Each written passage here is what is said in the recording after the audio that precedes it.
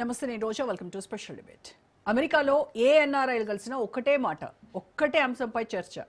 పౌరసత్వంపై bomb పేల్చారు Trump. దీంతో బాబోయ్ అంటూ గుండెలు పట్టుకున్నారు ప్రవాస భారతీయులు. అందరి దృష్టి అమెరికా సుప్రీంకోర్టు పైనే పడింది. ఎన్నికల్లో హామీ ఇచ్చినట్లుగానే అమెరికన్ ఫస్ట్ అంటూ విదేశీయుల్లో ప్రకంపనలు పుట్టిస్తున్నారు డొనాల్డ్. తాజాగా మరోసారి ఆయన దూకుడు ప్రదర్శించారు. కేవలం బానిసల పిల్లల కోసం తీసుకొచ్చిందేనని స్పష్టం చేశారు.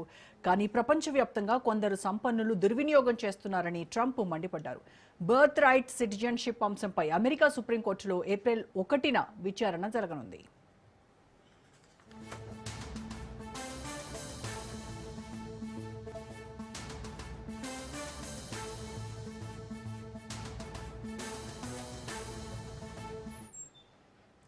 ఇప్పటికే అమెరికా ప్రెసిడెంట్ ట్రంప్ అన్నంత పని చేశారు. తండ్రి అమెరికన్ అయితేనే జన్మతః పౌరసత్వం అంటూ మెలిక పెట్టారు.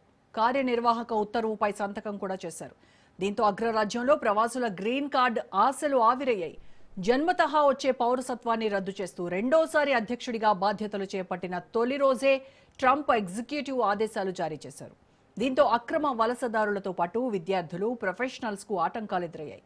వలసదారులకు పుట్టే పిల్లలకు జన్మతః పౌరసత్వం రాదని అమెరికా ప్రెసిడెంట్ స్పష్టం చేశారు.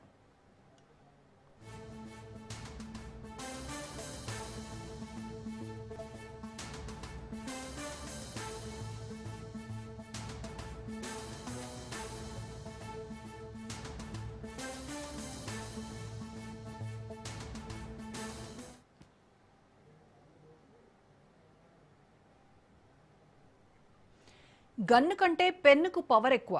అక్షరాల ఇది నిజమేనని అగ్రరాజ్యాధినేత నిరూపించారు. ఒకే ఒక్క సంతకంతో లక్షలాది మంది గుండెల్లో గుబులు పుట్టించారు. ఒక్కరు కాదు, ఇద్దరు కాదు, ఏకంగా 18 లక్షల మంది భారతీయులకు షాక్ ఇచ్చారు.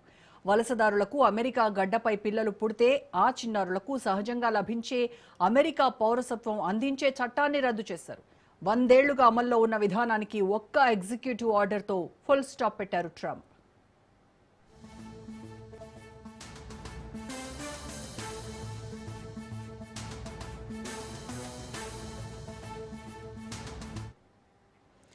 (1865) అంతర్యుద్ధం ముగిసిన తర్వాత అమెరికాలో జన్మతః పౌరసత్వ చట్టాన్ని ప్రవేశపెట్టారు.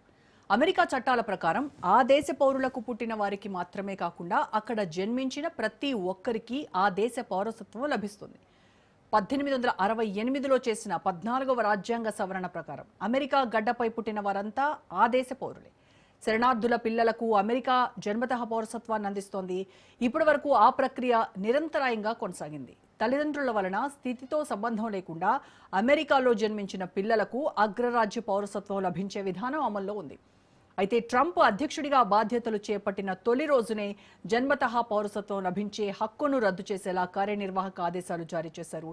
దీన్ని సవాల్ చేస్తూ పలు రాష్ట్రాలు దావాలు వేశాయి. దీనిపై విచారణ జరిపిన పలు కోర్టులు ట్రంప్ ఉత్తర్వులను నిలిపివేశాయి.